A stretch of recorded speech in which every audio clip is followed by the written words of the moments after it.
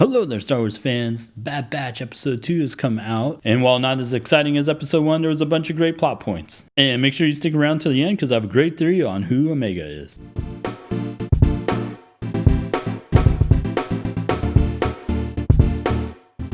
The Bad Batch arrives on Saleucami, and we no longer get the Clone Wars intro, signaling once again that this is a new story and the Clone Wars is over. The title of the episode is Cut and Run. The Bad Batch is on the run and looking for a former clone trooper named Cut to assist. When the Bad Batch's ship flies over Saleucami, we see Nunas, which are native to Naboo, and we first see them in Phantom Menace when Jabba flicks one off the edge of the stadium. Then shortly during their descent, we see a Nexu, which is native to Saleucami, and what Padme Amidala had to fight in the Geonosis arena. Now, when the Bad Batch lands, Omega has another opposite Anakin moment, where she's excited to see the sand and dirt, while Anakin hates sand. We see a storm gathering in the distance, which represents the darkness of the Empire is closing. Now, we are reintroduced to Cut and his family, and we see Cut is now rocking a pair of chops.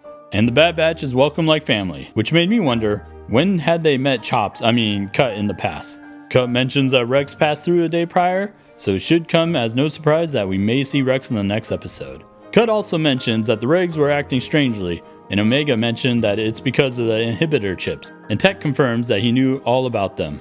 Now, another continuity issue I had was, why was Cut not affected when the chips were activated? Was his damaged and that's why he was able to desert from the Republic? Or was his chip never activated because the clones need to verbally hear Order 66? Hunter mentioned that the Bad Batch are defective clones, which Cut quickly corrects that the Kaminoans don't make anything without cause. Shortly later in the episode, we see the Nexu try to attack Omega. Suit fires on the Nexu with a 6.2 AUG-2 hunting rifle, similar to what Luke had while he was looking for R2-D2 in A New Hope. Cut exclaims a storm is coming, which mimics Selena Kyle speaking to Bruce Wayne in The Dark Knight Rises, implying that Cut knew this couldn't last forever. Later, Cut and Hunter go to the town to purchase fake identification, which they later learn that the Empire is making all citizens trade in all obsolete currency for the Imperial credits, and in order to do so, they must also get a chain code, which records specific biometrics of an individual. Now, the holocron of the Imperial speaking is Vice Admiral Rampart, whose Hasbro character figure appeared on May the 4th, so he could be one of the main antagonists we see hunting the Bad Batch. And while talking to the vendor, a Melorune fruit is shown,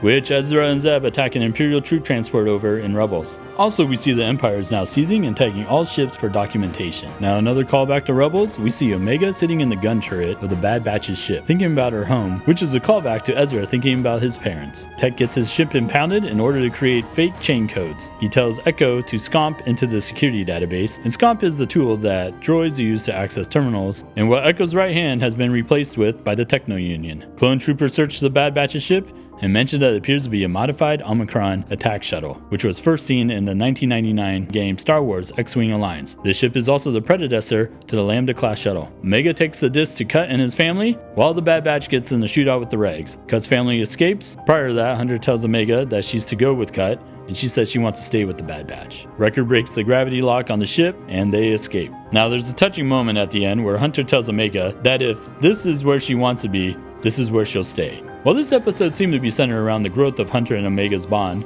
similar to Din Djarin's and Grogu's, I thought what was really exciting to see was how the Empire has begun to tighten its metaphorical fists on the citizens of the Empire. We see that the clone troopers act more like droids than individuals, and Echo even mentions that the clones used to want to be seen as individuals, and now ordinary people are given identification codes, like how the clones were. Now, like what Star Wars Theory has said, the Bad Batch all have individual skills.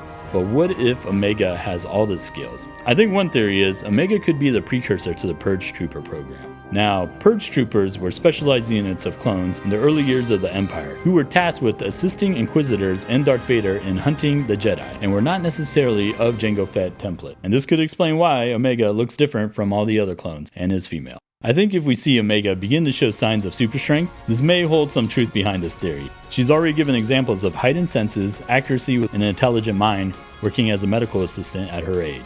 Now, the only question I have is the Kaminoans seem to be keeping her a secret from the Empire, so maybe they are creating their own super soldier army to protect themselves if needed. Now, if you enjoyed this breakdown theory, make sure you like and subscribe, and may the Force be with you.